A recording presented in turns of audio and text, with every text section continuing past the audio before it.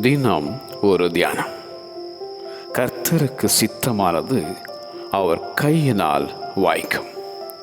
ஏசாயா தீர்க்கதரிசியின் புஸ்தகம் அதிகாரம் 53 வசனம் 10. வானத்திலும் பூமியிலும் சமுத்திரங்களிலும் எல்லா ஆழங்களிலும் தமக்கு சித்தமானதையெல்லாம் செய்யும் தேவனவர். தமக்கு சித்தமானவனுக்கு ராஜ்யத்தை கொடுப்பார்.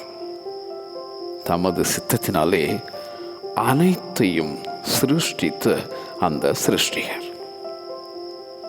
கர்த்தருடைய சித்தம் இன்னதென்று உணர்ந்து கொள்ளுங்கள். தேவனுடைய சித்தத்தின்படி செய்கிறவன் என்றென்றைக்கும் நிலைத்திருப்பான். நாம் எதையாகிலும் அவருடைய சித்தத்தின்படி கேட்டால் அவர் நமக்கு செவி கொடுக்கிறார் என்பதே அவரை பற்றி நாம் கொண்டிருக்கிற தைரியம். என் சித்தத்தின்படி அல்ல, உமது சித்தத்தின்படியே ஆகக் கடவது என்ற அந்த இயேசுவை போல் நீயும் பிதாவின் சித்தத்திற்கு உன்னை ஒப்புக் கொடுப்பாயாக. கர்த்தருக்கு சித்தமானது அவர் கையினால் வாய்க்கும். கர்த்தருக்கு சித்தமானது அவர் கையினால் வாய்க்கும்.